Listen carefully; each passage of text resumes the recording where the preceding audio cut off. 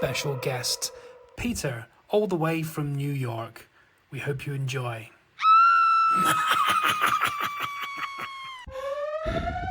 This is a warning. Serious spoilers up ahead. Peter, can you hear us? I can hear you guys. Can you hear me? Hey, listen to that accent. Woo! I'm here. All right. Jolly How good. you doing, Peter? We've gone international. It feels kind of cool, actually. You guys are ahead of me. So welcome to the spoiler review for Terrifier 3. We have Drew back. It's James with me as well. But we have a special guest today, all the way from the other side of the pond. This is Peter. Hi, Peter. Hey, Kevin. How's it going? Yeah, good. Whereabouts are you? I keep saying New York. I know you're not quite New York, are you? But are you still in the vicinity of? Oh, totally. I was just in the city on Thursday, actually. Never drive in Manhattan. First rule of New York. But I don't think that'll am ever be a problem technically for New me. Jersey, which is in between Philadelphia and New York City. Oh, Bon And Jovi land. also, maybe one could say the capital of Terrifier itself, because there are some landmarks here, even close to my house, that are featured in the films. Oh, really? That's How awesome. close? What, like really close to you? The closest would be the cafeteria in the recent Terrifier 3 film, where you have Jonathan, he's out at college. Oh, yes. Yeah.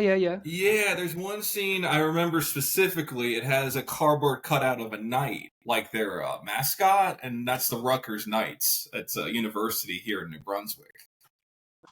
Oh, amazing. Cool. Amazing. Yeah, Well, I was also at QXT's. It's a nightclub that you see in Terrifier Part 2, where Laura Lavera is dancing with her friend. When she has takes the the molly. freak out scene in Part 2. Yeah. Oh, yeah. Yeah, so that's like a half hour north of me, that club. I was there a couple weeks ago for a metal concert, but it was just kind of cool being there right before seeing Part 3, like the week afterwards. So it was kind of connected to the land of Terrifier in some way, somehow, I feel like. So So cool. you are the perfect guy to have on our Terrifier 3 spoiler review, definitely. Oh, cool. By the way, before we start that, what metal gig were you seeing? You're speaking my language. Who was I seeing that night? Oh, yes. Okay. It was more on the underground world. I'm very into death, thrash, black, speed metal, anything that is crazy. You could say I probably Same. listen to more crazy music than watch crazy movies like Terrifier 3, I would say, oddly enough. Oh my god, I can't think. Oh, they're called Replicants. They're from New Jersey as well, actually. I've not heard of those ones. Yeah, besides being a cinephile, I'm more of a metalhead, despite the clothing I got on right now. This is my lunch break. You're joining us from work, right? You're just This popping is like out a from job work. interview, actually. If The Telegraph hiring? Yeah, I'll do reviews. you've got the part, Pete. You've got the part. Yeah, you got the role. You got the role. Yeah, it's just for context for people listening. So Peter, just through Instagram, we've both kind of liked each other's sort of, reviews and stuff like that. And Peter does a lot of movie reviews. And it was just about last week when Terrifier 3 got released. I think you got it a few days before we did. I saw the photos of you with Lauren Lavera, with the kid as well. Yeah. And the whole group. That's Peter with Art. The whole gang. I actually brought the props today, so yeah, here's me. Yes. Oh, that's even better. I keep this That's one on my incredible. shelf for sure. Wow. It's funny. So my cinephile life is more fresh in the last 2 years, I would say. I was kind of a nomad between 2005 and 2015 when I lived in California. And I moved back to New Jersey in 2016 to be closer to my family and relatives. I knew my time would come for them. Point is, though, my brother got me into movies again. It started with Marvel, some horror stuff, built up from there. And around 2022, after COVID was, after we were all coming out of lockdown, I felt like there was a little usher of film just getting better all of a sudden in 2022. And me and him were like seeing more movies than ever. I remember reading something about Terrifier 2. I didn't even see the first one yet. And I was like, what the heck is this malarkey about people passing out, throwing up, like this and that? You don't really see that anymore at the movie theaters. So I caught up with one. That was just fun to watch, in my opinion. It is gross. It is, scary. But it was very clever. Whether it was Art the Clown or how the comedy or horror was delivered, I was kind of intrigued. So I said, I'm getting up for 2. And 2 was completely different. But I understood the spectacle. It was a perfect balance of Art the Clown being a Charlie Chaplin of horror, mixed with pushing practical effects to the next level. And, in a world of CGI these days, it's like Damien Leone is kind of giving us a kick in the pants, like, no, this is as real as it gets. It's James in the red hoodie, James here, that put me onto it. And it's one of those weird things that you hear that sort of thing about a horror film, you almost dismiss it because it sounds like because that's what was told about. My parents, my dad went to see The Exorcist when it came out in the 70s. Yeah. And he literally said that there was ambulances outside, there were people being stretchered, and like it was insane. There we go. And but everyone says that about every next horror film. Oh, people are passing out, it's terrifying. But James is the one that told me about it, and I was almost put off, wasn't I? Because I went through a phase I used to work with a girl who was obsessed with horror. So I went on like a private mission about 5 years ago, maybe 4 or 5 years ago, to try and find a film that would like make her stop talking to me, which I did achieve. And I went through everything from like, I don't know if Terrifier was about then, to be fair, but I did watch it a long time ago. I bought it on Prime, like when it was the first thing, and no one had really heard of it. I was telling everyone, like, it's quite funny. There's someone I work with at the moment that keeps asking everyone if they've seen Terrifier 3, and I'm like, no one's bloody seen that film. Like, no one has seen it. Like, it's not going to be a film that you're going to ask a random person on the street and they're going to go, oh yeah. It's like very specific people have watched that film. And I went through like finding all these horrors and watching them and being like films like Possum, which is a bit of a weird film. Disgusting films like August Underground, which are probably on par with how vile Terrifier is in some ways. They're not scary, they're just like shockers. A bit like Terrifier's not really scary. It's got a couple of jump cuts, but nothing really like under your sheets sort of scary, is it? Doesn't it? Yeah, and I went through all these films, and the one that tipped her over the edge was a Serbian film, which isn't even a horror, really. She didn't talk to me for a couple of weeks after that, actually. Peter, have you seen a Serbian film? Oh no, these some of these names aren't ringing a bell. To be honest with you, but it kind of sounds it sounds like kind of typical like Grindhouse. Like it ain't scary, it ain't funny, but we're bloody in the middle. It's a genuine thing. A Serbian film, do not put on your list. It's not even like to be cool. Watch it just because we're saying no. Literally, don't watch it. Okay. It's inappropriate things go down for sure. Yeah, there's two films I actively tell people not to watch. That's one of them, and the other one is Human Centipede 2 because it's grim. It's like, don't watch it. It's horrible. No line at the end of the tunnel. Horrible. But then the Human Centipede franchise is hilarious. The first one is very much left to your imagination. You don't actually really see anything. The second one is disgusting beyond belief. And the third one's an out-and-out comedy. Like, it's got, like, sort of porn star actors in there, and, like, there's, like... I don't know if you've seen it, I couldn't even watch the whole thing. They've got, like, a whole prison of people, like, put together, and it's kind of, like, laughable at that point. But, yeah, number 2 is a standout, which is pretty bad. Is that the one where the guy sews people's asses to faces and faces to asses? And the second one is basically about a guy who's obsessed with the first movie, and he does it himself. But he's got like staple guns and all this sort of scissors and stuff. The first one, scissors and things. Yeah, the first one is a doctor, a surgeon that knows what he's doing and does it properly in a weird way. And the second guy is a guy with a hammer. It's marketed as 100% medically accurate. The second one's marketed as 100% medically inaccurate. Yeah. And anyway, let's stick on Terrifier. That's what Peter's here for. Did you hear the news today that Terrifier 3 just became the highest grossing underrated movie of all time? Yeah, that was crazy news, triumphant news, to say the least. I knew it was going to be big, just feeling the vibe of 2 when it came out and the aftershock of 2. But wow, even more than I expected. Like, no one saw that beating Joker 2 in its second weekend. Yeah. I know it's over 55 million and it's only been out a week or just over a week.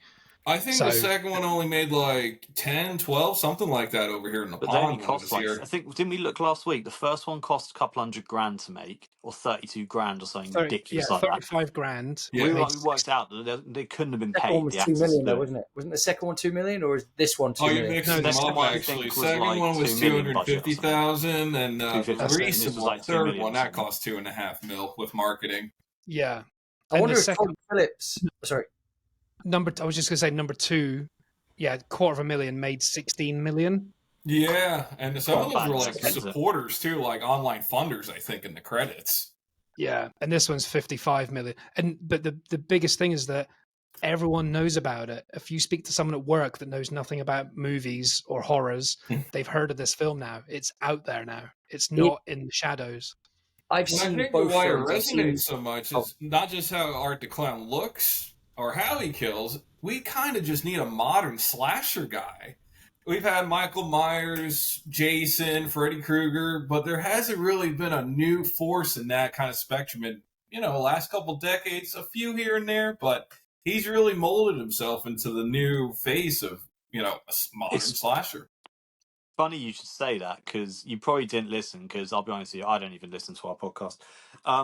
We spoke the exact same thing last year. He's a because all they've done for the last 20 years is reanimate Jason, Freddy, those two really, isn't it? And it's like, it's just boring now. Freddy versus Jason, Freddy and Jason go clubbing, like whatever they call it. And then there's like, I don't know, Michael Myers at Butlins. It's just like, it's so boring. Like them 3. Like how many Halloween Peter doesn't know what Butlins is, by the way. That's what UK. Freddie and Jason go to the beach. Yeah, like, I'm not gonna lie. It's so when stupid. Freddie and Jason go to a 7-Eleven. That's pretty much your kind of. Got it. I'm surprised they haven't put them on Dancing with the Stars yet or something. Yeah, Freddy and Krueger go dancing on ice. But I was going to say, I've seen both films. I've seen Joker 2, Folie à Deux, or whatever it is. Voulez-vous coucher avec moi? Yeah. It feels like it should have been called a faux pas, to be honest. It should have been called Joker 2 Faux Pas, because they made such a... Anyway, I enjoyed Terrifier 3 a lot more than I enjoyed Joker 2. I feel like, yeah. And I wonder if Todd Phillips secretly knew that another franchise was coming up, and he was like, do you know what? I'm going to kind of like bow out and let these guys take over, because he's a fan of independent films anyway. So I wonder if there's a secret thing, like, I'm going to make a bomb of a film so this other clown can take over. It made $1 billion, so they forced him to make a sequel because it was so popular. Yeah. No, of course. But they weren't ready for it. There's now a report today how Todd Phillips was at his ranch on release weekend, so it could be as far away as society. Apparently, there's a rumor of that when too. When it goes off in his face, like. But Terrifier 3, I thought, like, Kevin and I were just talking briefly on the other thing about directors making bold choices and making cinematic shots. There are so many great shots in Terrifier 3. This sounds really random, but there's one really cool shot where it's got is it John, the young lad? Yeah, Jonathan and his character. Yeah, it's got Jonathan's medication, right?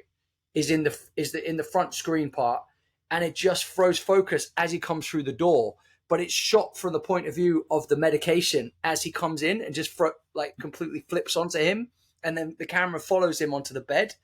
But it looks so simple to the eye, but that's clearly somebody's had to have it set. Then they follow him off. But it's really good choices for such an interesting way to have a character just enter a bedroom, and you get such a sense from it.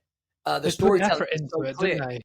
Huh? Yeah, they put effort into it. It's not Yeah, just a that's what I mean. stand. It's not just Yeah, like it's good. someone comes through the door. It's like we're filming his medication. We know he's gone through some stuff. It's a great bit of storytelling. This is the medication the kid's on. Boom, he comes in. It's absolute chaos. And then he pretty much has a panic attack in the bedroom. And it's just a brilliant little way that there's just so many great shots, and the cinematography and directing.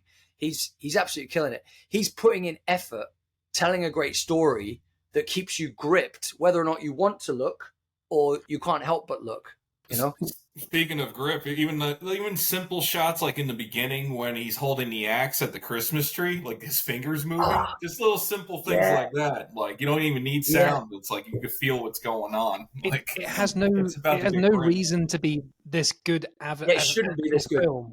It could just be the violence, and we'd all still like it for that. But the fact it's done really well adds to it. Sorry to interrupt the show. Just a reminder to say we love and appreciate you all for listening to the podcast, whether it's on Spotify, Apple, or Amazon. Don't forget to subscribe, rate, follow, as this really helps us continue to progress and improve the content and keeps us making these fun episodes for you guys. Oh, we're also on these things called Instagram and TikTok. You can follow us there too, as we share short, funny reels on the reg that you can share with friends if you like. Now, back to the mayhem. Just on your point on the Joker, I was just reading here, the legendary makeup artist John Caglione Jr., most famous for working on the Dark Knight's Joker's makeup, Heath Ledger's makeup.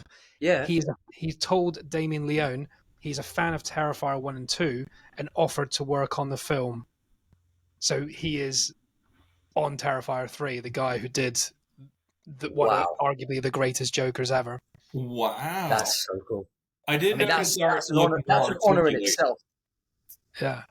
Well, so Peter, what would you say is your favorite part of this film? Like kill wise? I've even got a list of all the kills here. What's your favorite kill? Well, there's two ways to answer that. I'll say the most vile, disgusting, since it's Terrifier, is the pipe down the auntie's mouth. And the rats are going down with the light on fire, on their butts going down. That was wild. That was a little out of control. Don't you think the worst bit of that was not even the rats going down? It's when the pipe went in the mouth just, and then he just tapped on it, and it just and scraped. That was the most horrible. That was visceral. I think that was the ironic part. It's like, because I'm thinking about it now in retrospect, I'm like, yeah, the rats are disgusting for sure. But the actual violence of shoving it down, I was like, where is this going now? I remember in theaters the intensity. People were gasping or silent during that. Yeah, but she was so innocent. Like, I felt so sorry for the mum because she didn't do anything wrong. I think that's what made Terrifier 3 brutal, if I'm honest, because normally he goes to people or he has a bit of beef with someone and then he'll take his revenge.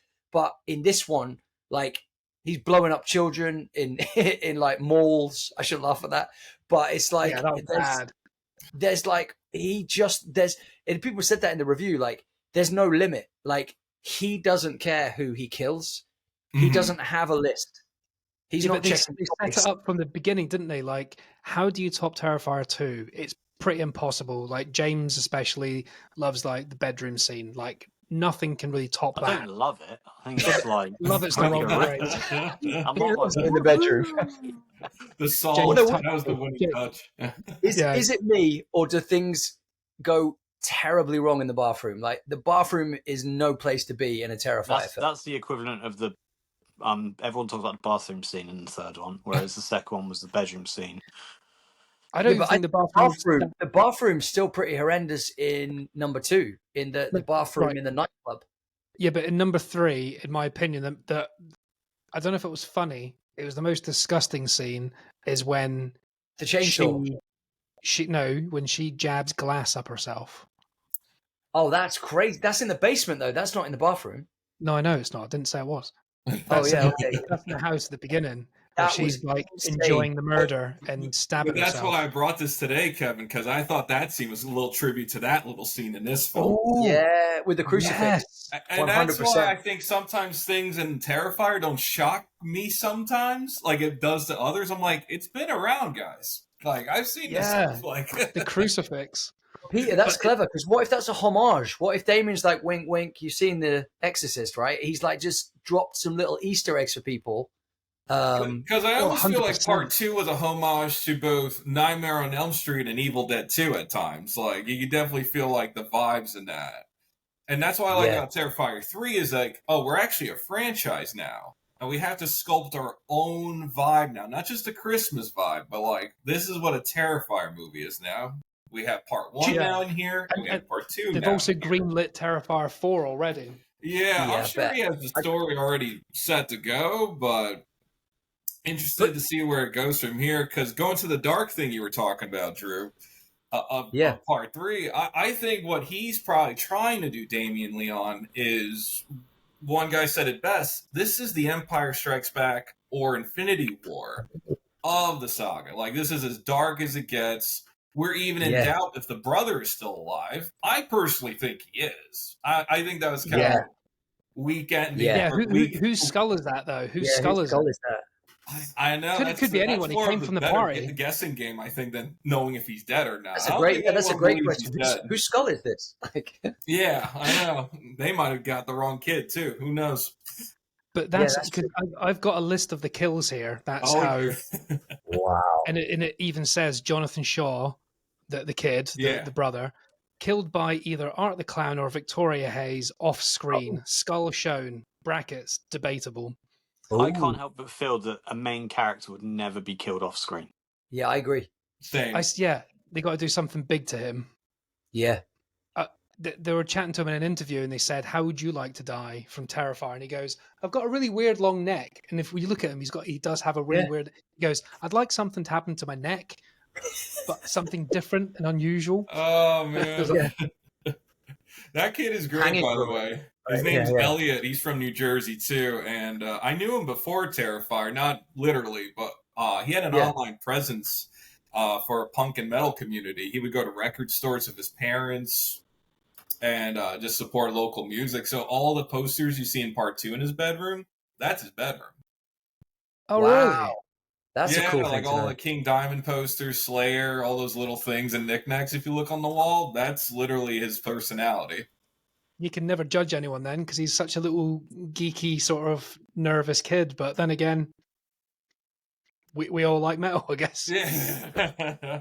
Yeah. Nervous kids love metal. Yeah, he was cool to meet, though. Very chill. He was with his parents. They were doing the actual, like, the treasure box or whatever you call it when you're at these Comic-Cons when you get your money before meeting the people. But, yeah, I thanked him for his patronage to New Jersey on top of Terrifier. He actually wound up following me on my metal page for, like, a bit, which is kind of cool. Oh, wait. But, going back to the 2 hype, that convention where you showed the pictures of me with the actors and actresses, it was like 2 or 3 weeks after I saw Terrifier 2 that year, and I was like, Peter, you might be broke right now, but you got to meet these people now. And I kid you not, the line for Art the Clown, David Howard Thornton, was longer, twice as long as Robert Englund, otherwise known as Freddy Krueger. He had a long line, but I waited probably 2 hours for David Howard Thornton. Yeah, the hype was already real when 2 came out. So when 3 came out, I'm like, the world's going to be, their oyster when they come out. How long till number 4 then? What's that? I saw it out. How long till number 4? They got to strike while the iron's hot, like they did with like no time for stuff. They announced number 4. They announced number 4 before number 3 got released. Well, I was going to say I watched it out of sequence, right? So I'm famous with the rage whale thing of watching films but not seeing the ones previously, which I did with Beetlejuice. Like what? Like you didn't see Beetlejuice? Have you not seen Beetlejuice? But then I saw Beetlejuice. So then technically I am watching Beetlejuice at the moment actually, and it's great. It is really good. The second one would have made so little sense without the first one. It really did though, because going in and watching Terrifier 3 and not having a clue what was going on and not really knowing what the gore was like. There was moments I was like, whoa, and I was like looking across at other people. The irony is, when I looked across at the people in the cinema reacting to what I'm not looking at in moments, I could still feel sick based off their reactions in the crowd. So I was like, whoa, I don't even know what's going on. But there was moments where I was like, no, I've got to embrace the gore, because this is what it's here for. This is the ride, you know. Mm-hmm. But anyway, what you were saying, Pete, is I tapped in to watch Terrifier 2 purely from the point of the actor that plays Art. I think he is so good. Like, it's almost like he literally went, there's a place in, I think it's Paris, where you can learn to go to like a clown school, like, and it's a legit thing that one of my mates, Mark, went to, and he learned all these kind of special skills of being how you mime and like your intensity and emotions and stuff, and how he just brings such a wonderful kind of it's like you don't know whether it's gonna be like sinister Yeah. or sincere, and then it can turn. And the thing I loved in a weird way was it's so interesting that Terrifier 3 for me took a moment that was almost one of the best bits in the original Joker. So you know when he's got the gun and he takes the gun out and he shoots all the people on the train. Yeah. The bit in the pub scene in number 3 reminded me, it had that intensity a little bit of like when he pulls the gun out, and also a little bit when he's in the quiz show and he's like, you know, what do you get when you cross a mentally ill loner with a society that treats him like crap? You get what you effing deserve, right? It had that element when they're like, hey, look at that guy with his bag. What are you going to bring out? And he pulls out the gun and he's got it all on the people at the bar. And you're like, this is so intense. This is so frightening. Like, it was just... But isn't it disappointing when Art shoots someone? It's like, oh, you could have done something more disgusting. Yeah, but I think it's clever because he shoots a couple of them and it creates the idea that you think, oh, he's just going to mow them down with a gun. But then he brings out the ice thing. So he freezes that dude. Like, what was that? He has the like in Terminator 2, what is it? The stuff that freezes. Nitrous oxide. Nitro oxide, yeah. Yeah. I mean, I love it when he practices on the rat. Like, I love rats, so that bit was quite sad. But when he just sees the rat and he's like, and you just see his kind of thought process, he's like, It's funny you mention that when he tested on the rat, because like a lollipop. He's got like a rat lollipop. Yeah. But right before he tested, though, my brother next to me is like, "Oh, he's making a bomb," and I'm like, and then we're like, "Oh no, it's this ice gun instead." And then later on, you have the mall scene with the actual bomb. I'm like, oh, that was 2 separate things. Okay, I didn't caught that. And but personally, I know it's fucked up, but I thought that was the best kill of the whole movie, the big bomb like scene, just because it was like, you think it's over when they get real gifts. No. Yeah. Like no one's. It was scary when he pops out at the children's nativity. Well, not nativity, whatever it is, the Father Christmas. That you're like, how is this going to go down? And when the cops take him away, you think, oh, he's going to walk away. What's he going to do? I did not expect the bomb at all. And it ties in because a lot of people say the intro to the film has got no bearing on the rest of the film, but it does, because those toys that he gives out to the children before he blows them up are the toys that he stole from the first family. And like I was saying before, how are you going to top number 2, which is so violent? And that's why he has some blood on the Santa's outfit, because of the scene you're talking about. Because it jumps time frames. So that intro is technically very close to the end. It's after he's killed Santa, is when he's in the house at the very beginning. And how are you going to start a film that people think is going to be offensive? I don't know, chop a toddler up first. So hang on, that's chopping a toddler into pieces. That's quite clever because it's almost sorry to interrupt. It's almost Quentin Tarantino in the sense that it's like Pulp Fiction. It's out of time narrative. It's not very, unfortunately, it's not very clear where it slots in. You have to think about it, but it is well done.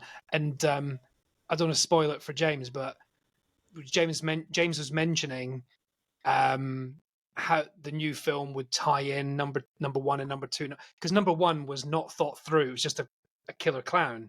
Number 2 made it supernatural. And you're like, how is this connected?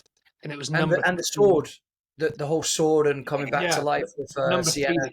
The connection is the decapitated body and then him. That was crazy coming out of Victoria though. Putting the head on. Yeah, the end of number 2. That, he gives birth to the head. That's like the worst magic trick ever. Like, I'm going to make my head disappear and appear in someone's womb. You're like, what? What film did that remind you of, Peter? I think, is it Hellraiser? I don't know if you're familiar. Yeah. It reminded me of Hellraiser, where they grow themselves again. Oh, that's right. Well, that scene always interested me at the end of 2 and the beginning of 3 of Victoria, because it had me wonder if the little pale girl is Victoria. Yeah, I wondered that at one point. I still don't understand. She's classed as the witch in the credits, Victoria. So she is obviously dead and come back to life and part of art or something. There's a connection, but still don't fully understand it. Because Victoria is just a very poor victim from the very first film, and she's in the whole franchise, but she just gets brutally, just absolutely abused as the franchise goes on. And she falls in love with art somehow along the way. She had to change her heart for art. She's just become like a kind of freaky fan. What is it like? No, I think she's scarier than art. Like, I'd rather art turned up to my house than she did. Jesus. Yeah, she's so scary. She has the most twisted face out of all of them, I feel like. I painted a portrait of each of the main characters from 2, but that one was the trickiest, and also the one I also think is the best. I mean, makeup. What's left? Your drawings? What's left of her face? Like, it's. Are those your drawings? Oh, I do have some. Yeah, I do have them over here because I wasn't sure, but this was the Victoria one I did a couple of years ago. What? Shit, that's amazing. Here's this is the Sienna one you were just showing. There you go. Yeah, dude, you got skills, man. What did you do those with? Like charcoal or? That's the funny part. You say that charcoal used to be my emphasis. Like when I was really young, I'm 40 now, but like 20 years ago, I used to do a lot of charcoal. But now I paint these days, so that's black and white paint. What? But the way that it's done, it looks almost chalk-like in its. Do you know what I mean? You know how you can like, that was incredible. Thank you. Yeah, no, I did 2 other ones. Hold on a second. These were the other 2 I did in the series. It was art and the little pale girl. What? Too. There you go. Whoa, dude, that's cool. Are you going to sell those, man? Or are you just going to keep them? I casually sell my art. I will say that it's not my full-time job. It's definitely more of a love these days. If I'm doing art like that, it's for fun per se. Like I'm working on a Peter Steele tribute. He's a singer for a band. Oh, Typo Negative. Typo Negative, yeah. So I'm finishing up this, but I really just do it from the heart now. I guess you could say. I should set up like a store though, but yeah, I do like a lot. But I was going to say you could definitely jump off the back of the Terrifier kind of trend, because that's going to just go astronomical if you made certain prints of those, because they're so good, man. Like, you're so talented. You could sell them at those events and people would absolutely scoop them up. It's a nice little, what is it called? People call it my side hustle. In this world, you need a side hustle, man, and that is one hell of a side hustle. But that print there you've got. Oh, I brought that literally to the event. That I assumed was an official print that you had bought. No, that was the actual painting. Dude. You got skills, man. You got some serious skills. Yeah, so that's a little bit of my love on the side, I guess you will. But I do a couple movie things here and there. Not as many as those, though. But that, I don't know. I just got caught up in the renaissance of Terrifier 2 when it got released, as you could tell. Rather it was meeting the people, painting. I even saw it again at Kevin Smith. I'm not sure if you know of him from Clerks or Chasing Amy. Yeah, Clerks. Yeah. Jane Silent Bob. Dogma as well, and Dogma, I remember seeing that in theaters when it came out. Yeah. But he bought a theater in New Jersey recently, or they were going out of business, and now it's kind of almost like his museum to his movies if you walk around the hallways. But one of his first events that he had in 2022, or at the end of the year actually, was a double feature of 1 and 2. And the same night, and the celebrities are the same cast came out too, like Jonathan, Laura Lever, Damien Leon, Victoria, Samantha Skeevy, I think her name is, Scaffy, something like that. The mom from Part 2, she was there that night. But it was wild. It was sold out. A lot of people clapped at every kill that was going on that night.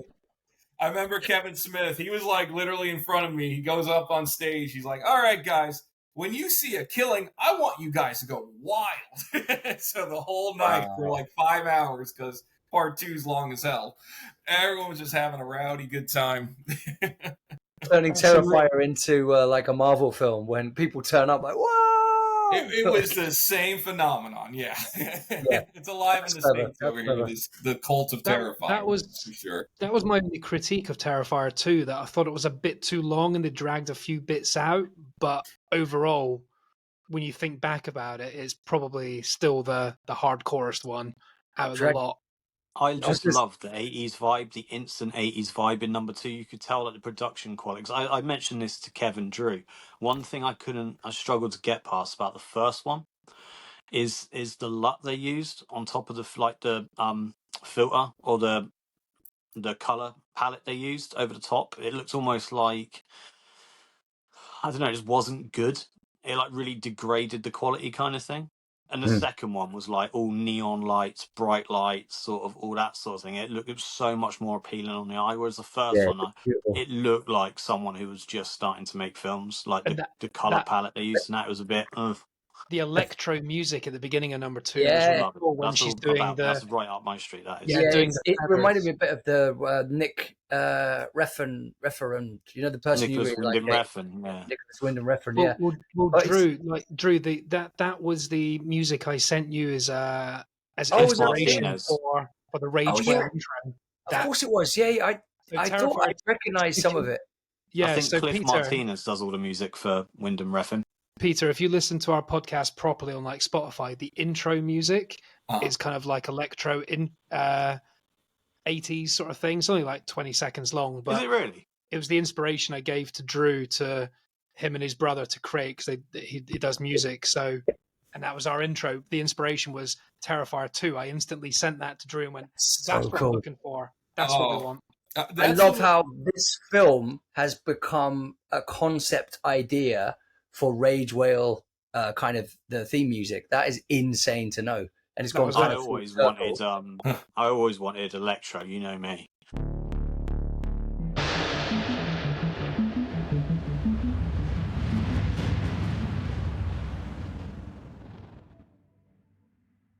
Yeah. We tried to incorporate that. I was going to say and do a typical cheesy thing that I normally do, but when Kevin was saying dragging a few bits out, I was saying no pun intended. But in number 2, when he says just the tip, and then Art takes that literally and cuts the guy's dick off, and he's like showing her like just the tip. Like his humor is just so twisted. It's absolutely brilliant. When you watch some of those films over again, there's a lot of foreshadowing too. You're like, oh, it happened. Oh, it happened. Like the T-shirt was genius though. Just the tip, and then it pans down and it's the knife. And I was like, and number 3, that girl was like, I want to know what he smells like. I want to know what it feels like to feel the fear of his presence. And he's in the background going. And then 10 minutes later, they're in the shower doing naughty things, and he pops up, and that's the scene that everyone says is the bad. I don't even think it's the worst, but it's a good scene. But the worst bit takes about the glasses off and puts them on her, like but the worst bit I thought from me that made me go ugh was when he semi chops his calf, like his leg a little bit, and he takes a step out to walk away, and it crumples under his leg. I was like, ugh, that wasn't even his. That was and then he gets a chainsaw up the arsehole, and you see his testicles split apart. I was like, yes, if you're gonna do it, do it. Can you imagine the storyboarding for that and the brainstorming session? All just sat in a room and someone's like, chainsaw up the arsehole? I like it. Everyone's thought that. Everyone's thought that, but no one's thought. Everyone keep an eye on Dave. Everyone keep an eye on Dave. He's one to watch. Dave, where's that chainsaw I lent you last week? Dave's on the news again. I did think that was kind of cool in the end, though. When Art has the chainsaw again with Lauren Rivera, and she has the sword. It was kind of like a lightsaber duel for a little bit, like between the two. You're so right. It was well like that, actually. I wish it went longer, actually. Like it could have went just 30 seconds or a minute longer. That I thought, it could have been a quick battle, like with good twists and turns. It was pretty cool, I thought. I'll tell you something that I thought was a bit crazy there, right? You know, in number 2, when she's like in that weird like magic box and she's drowning. Yeah. And she pretty much dies, right? Mhm. And then the sword brings her back. I thought it's so weird that when she tries to save the little girl in Terrifier 3 and she uses the sword, that it actually cuts her, because that didn't make sense, because it's like, how does the sword kind of rejuvenate and bring her back to life, but it can actually wound her at the same time? I was like, So that's the only guesses I have for 4. Is Laura going to go to hell? Or is the little girl going to come back with a sword and try to stick it up her butt? You know, like that's it. I'm excited for number 4, and I didn't think I I think would. the witch, guys. I think the witch is coming. I think Victoria's coming back though, because she kind of just melts. No one's dead. No one's Yeah, dead. she just melts into that like puddle. I love the way it ends though, with those really sweet people on the bus. Like the lady's a bit scared, and he's like, "Don't worry, this road's fine." And the bus driver's like, "We'll have a jolly old kind of."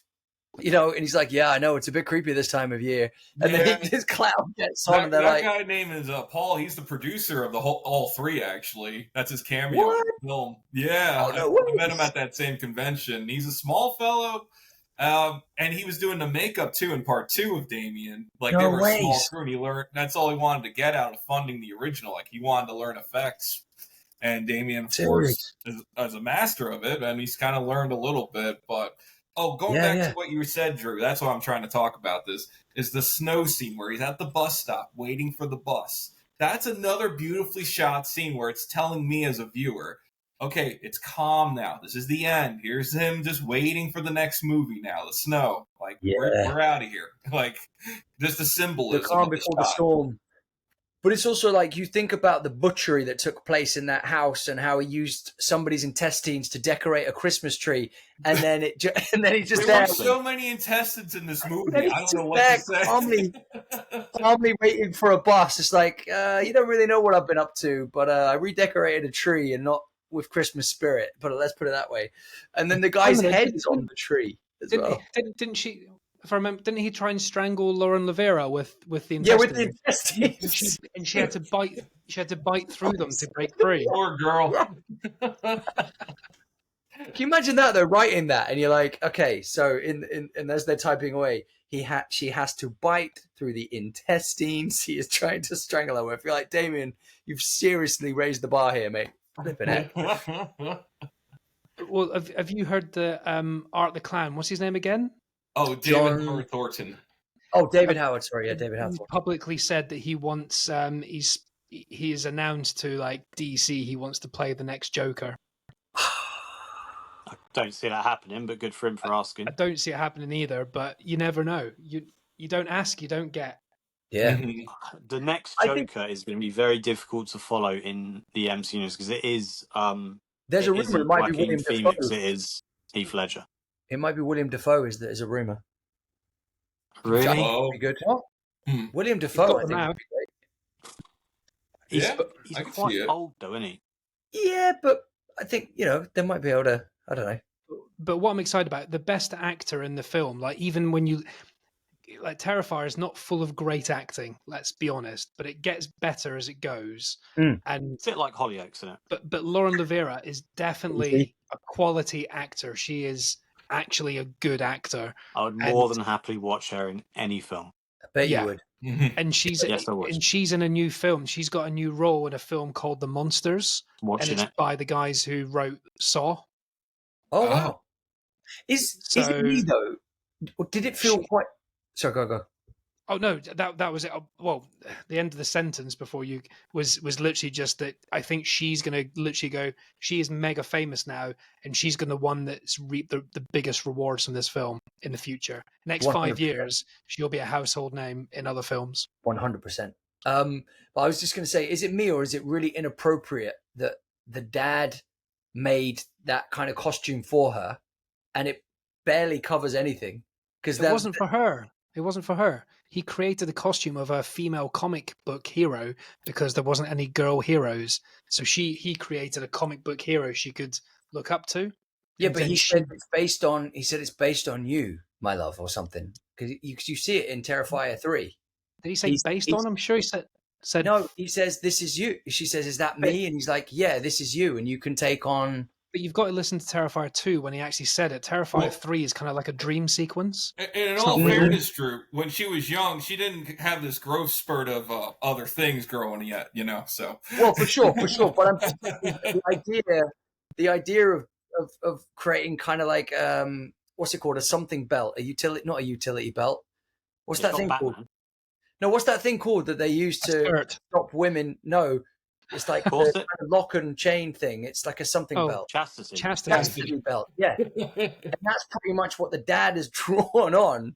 And it's like, damn. Damn. Yeah. Yeah. Did you know in real life though she's a karate instructor? What? Is she? That's her Is she a main black income, belt? and she I ain't bet she's a acting. black Yeah. belt. That's her dressing up for Halloween. No way. I didn't see that. Oh She's dressed wow. up as Kill Bill. She's badass though. She's so cool. Yeah. She's so A cool. boyfriend, I assume that's Nah, a I don't boyfriend's like him. dressed Don't up need to as see him. one of the guys from Kill Bill as well. He was I at the same I hope convention she with gets her. to do more. I hope she gets Oh. to do more fights though. Like you were saying in Yeah. number 4. I hope she gets to kick more ass because like in those fights, I mean she gets They absolutely could get her in the next Karate Kid, couldn't they? yeah. She, Or the next John Wick. The next John Wick or yeah. She might be another. I bet you she's the next Bond girl. I she bet should have you. been the ballerina for that John Wick franchise. Now that you mentioned John I Wick. bet you actually, Yeah. guys. Let's have a little funny moment here. You know when they kind of do the whole new James Bond world. Yeah. I wonder if Mhm. she'll be a Bond girl. She's going to crop up in something big. She's going to be the randomly. main villain. She's going to like spin him back, kick him in the head, Yeah. kick James Yeah. Bond's ass. I think she has the acting chops to qualify for it. I think she is the best actor out of a whole series so far. Even in part Yeah. 3, the paranoia scenes where she's going nuts with the visions or Yeah. flashbacks, whatever you want to call it. Like I was feeling her during those. I was like, whoa, when she's going. That through reminded pills. me. Did you ever see an American Werewolf in London, Peter? Oh yes, You know that film where he sees all of the people that he's killed when he was the werewolf? It's best Yeah. mate, isn't it? Yeah, and it reminded me of that. So when she sat at the table, she's like, "Will you pass me the salt?" And you're like, "What?" And she keeps looking across, so like they're all just having this lovely, "Oh, pass me the water" or whatever it is her Yeah. dead friend Oh, that saying to her, and they're all having a Chinese or something, and she's like, "Pass me that," and you're like, "Whoa!" And it's like there's some serious stuff going down here. And then they're like, "Are you okay?" She's like, "Yeah, I just need to go for a walk." You're like, "Whoa, you keep yourself together." Like, And another it's part of intense. the film I thought was odd to me was people online seem to get a laugh about when she gets hit on the head when she's sitting down and being tied up. In this film, it's like Art hits her on the back of the head, then like Victoria hits her. Yeah, everyone slaps her on the back of the Yeah, so I'm like, funny. she's getting beat. That ain't no slap. I'm like, Yeah, because he could have killed her by then. Like he has no reason, even torture, he could have cracked on with it. But he The- really milked it just for a laugh. He just enjoyed it. But that for me as well, that's the only bit where I felt like, you know, when they talk about plot armor for characters, you've got to be really careful with moments like that where it's like, we're going to take our time trying to kill you so you escape. Do you know what I mean? It's like, because they don't take their time with all the other brutal things. They just bang, they're straight. Like, mate, that bit where he's on the rocking chair, that bit's unbelievable. Where she's in the bath and the two builders are scaring the crap out of each other, like, "Oh, you know, this is the place where people died." He's like, are you shitting me? Oh yeah. Yeah, I'm shitting you. And then they go off, and then one of them, I love the way that bit was brilliantly choreographed. How one of them is in a different room, the other one has discovered Victoria in the bath, and they think she's dead. He thinks Art is dead because like the cobwebs or the things over his face, and then his eye just stops. He gets up, and then it's like they both react at the same time. And that bit was just insane. But when he's on the rocking chair, that part made me have a little theory actually about this now, because in the beginning they show the headless Art come to life with the cop next to him. So it has me wonder: do they need the living for themselves to be alive? Because I think they knew they were going to rot there for a bit until a truck showed up someday somehow, which it did 5 years later in their timeline. And so it has me wonder: like if they're isolated, they rot. But they still live if someone living comes near them. So it's almost like a rejuvenation thing. So they just become a shell until they can pounce on flesh, basically. Because he borrows an eye, doesn't he? Yeah, because like Headless Art didn't make a lot of sense. Like, wait, how is he functioning? But then they also rot and then come back to life too. Because in number 2, I don't know why I'm doing this with my eye, but in number 2, he takes the doctor's eye and he tries to put it in, and that bit is so darkly comic. And then he looks at himself and he's like, actually, that eye is not working. I need a different eye. I love that scene. And it's like, so iconic when he looks at the camera like that. But see, for me, at the time, I thought, oh, this is just kind of gratuitous violence. But then I went, no, hang on a minute. It's storytelling, because he needs an eyeball, because he's kind of, pieces of him have fallen apart. Like a bit like in, what was that one with Brendan Fraser? The Mummy. You know how the mummy kills people and takes their flesh to build themselves back? There was an element of that. What you're going to say. No, but there's an element of that. There's another film where that happens. I can't remember. Lisa Frankenstein, that happens. Oh, yeah. So I was out of delivery. That's a great film. I love that. That's in my top 5 for the year. And Kevin, just a heads up. I only have 10 minutes left, just as a heads up. Oh, no worries. Perfect. Yeah. Well, so yeah, all right. Then before we go, for Peter, what would you say if we? Well, you can include Terrifier, obviously. For 2024, what would be your best horrors for this year? If you can name any off the top of your head, if you can remember them.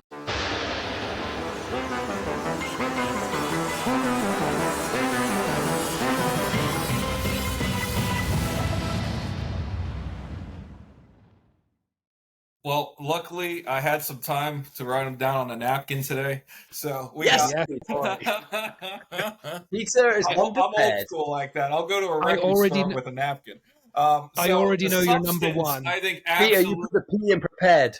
Sorry. Oh yeah, I got to have my little element here. So the Substance absolutely smashes everything I've seen this year.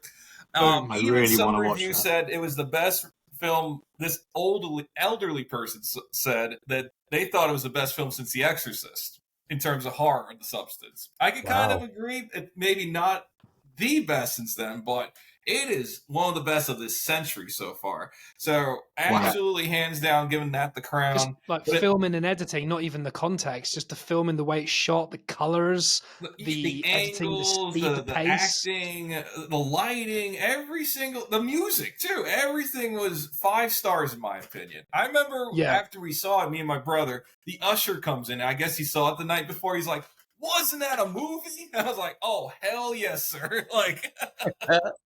It's rare you walk out of a film. You can enjoy a film, but it's rare you walk out of a movie going, "Fuck, I won't stop thinking about this for ages."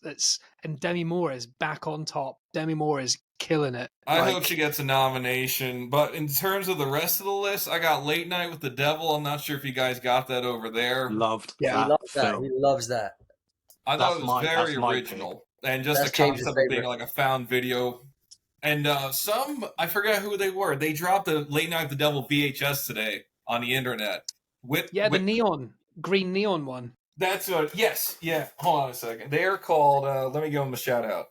BrokeHorrorFan.com. Yeah, Witter Entertainment. But anyway, I want to get the VHS because that's what the real 70s quality would have been for the movie. Like that would look awesome as a display piece as well, wouldn't it? Yeah. Lisa Frankenstein. I thought that was a cute little like horror film. It's romantic, it's comedy, and it's hard because of all the grossness going on. It's a gross rom-com, isn't it? It's a rom-com. I think it's a rom-com for sure. Yeah, that's great. And then comes the 3 I debate as the number 5. We got Longlegs, Alien Romulus, and Terrifier 3. I feel like I'm just like caught in this like where's the cutoff on Longlegs? I loved Romulus, man. Romulus, yeah. Romulus was something else. James said he wasn't a fan of Longlegs. What Neil was, we thought it was a bit overhyped.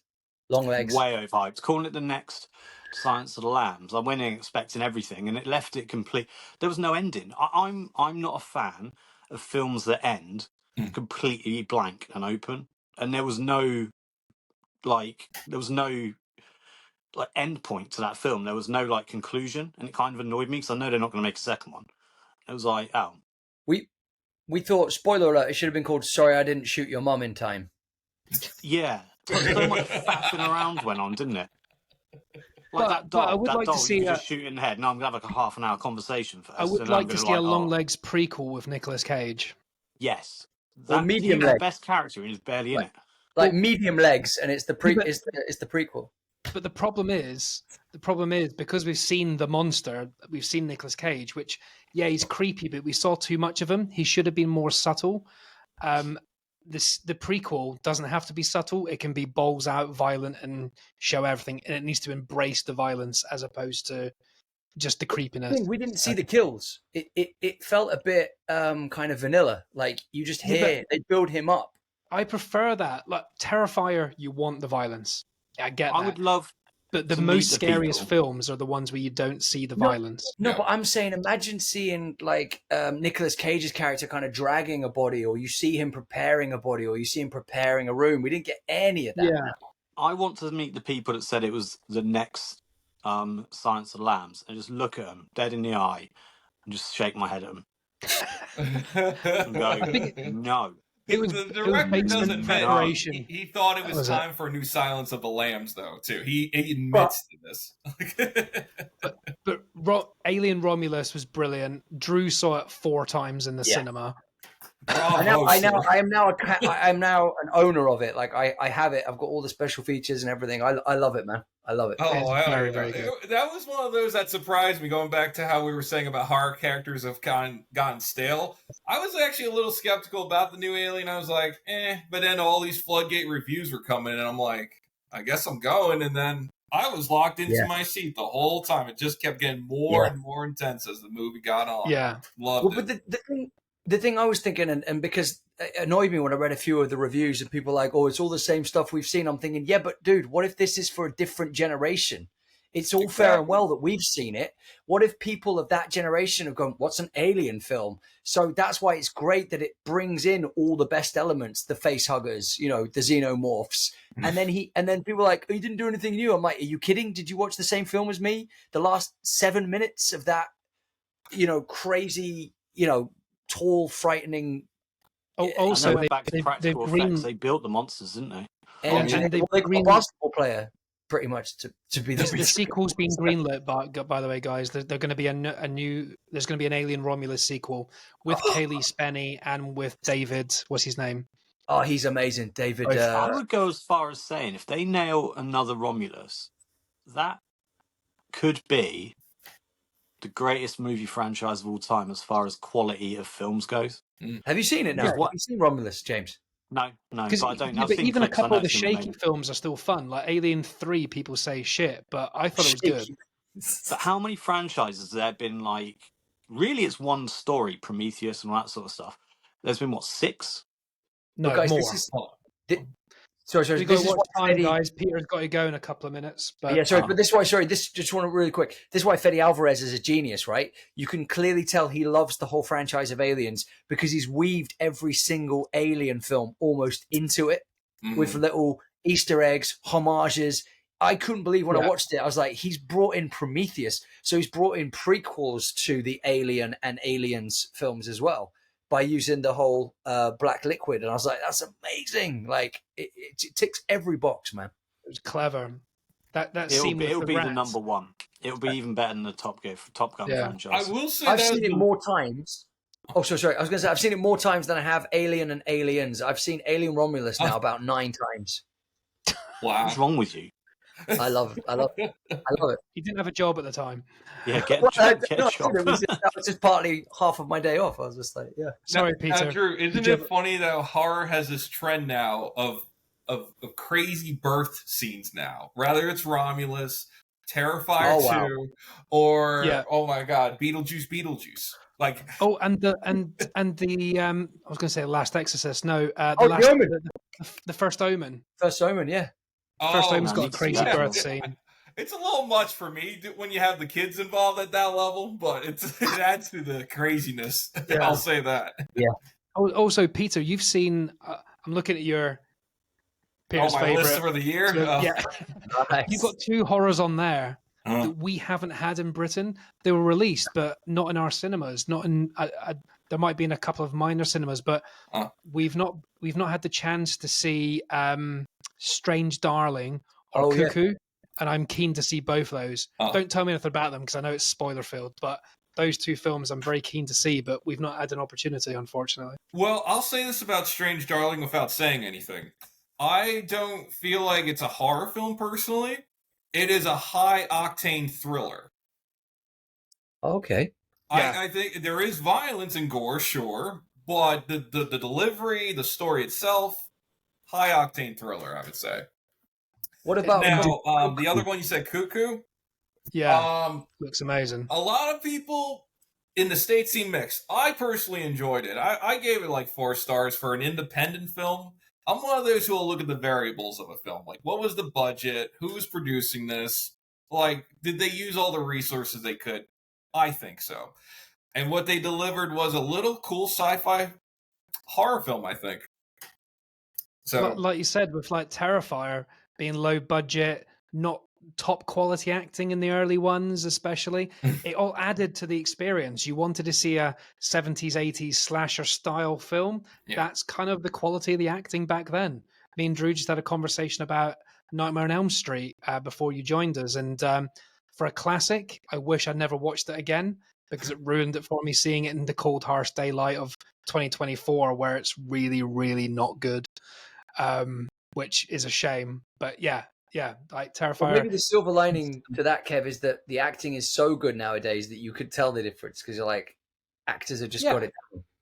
Yeah. I will And say I saw Abigail again last night, and I'm like, yeah, these are actors just standing. Like, like you know. Is that the vampire? Is that the vampire one? The vampire enjoyed that. ballerina, I yeah. haven't seen kind that. of. I haven't seen Yeah. that one.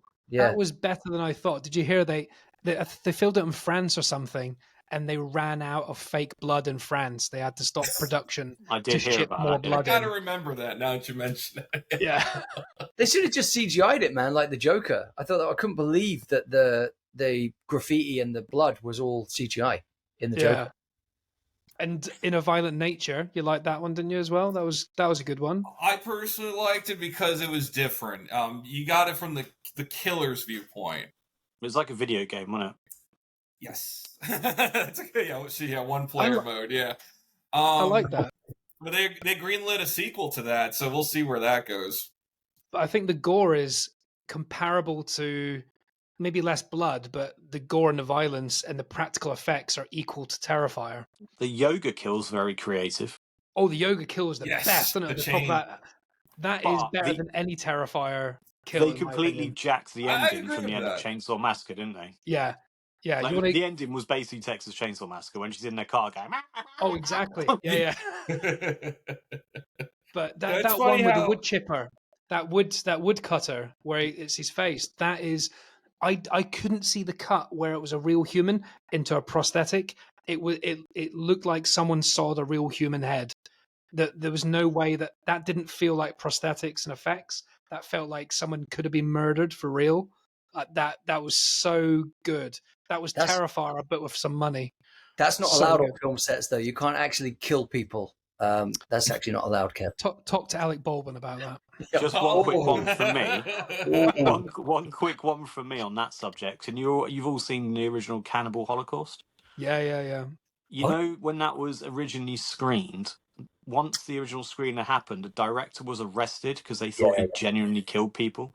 And they did actually kill a turtle, like a big, massive, like turtle. Yeah, But that's he thought crime. they'd actually like murdered people because it was so realistic. And it was a found footage film, like one of the first ones. And he went straight to jail afterwards. They were waiting outside the cinema for him. Don't collect £200 when you pass go. Straight to jail.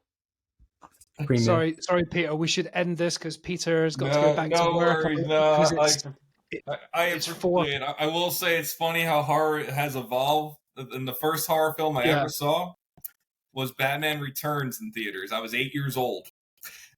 Same. And I that saw that in scared the cinema when I wasn't crap allowed out of me to. when he threw the kid in the water. So when they talk about kids in Terrifier 3, I'm like, no, that scared me as a kid. When you see your own parents throw you into the river, that's as horrifying as it gets. Like, Oh, mate, Peter, it's so weird you say that. That was the first film I saw in the cinema with my mum of a certificate I wasn't allowed to see. Oh. My mum had to go.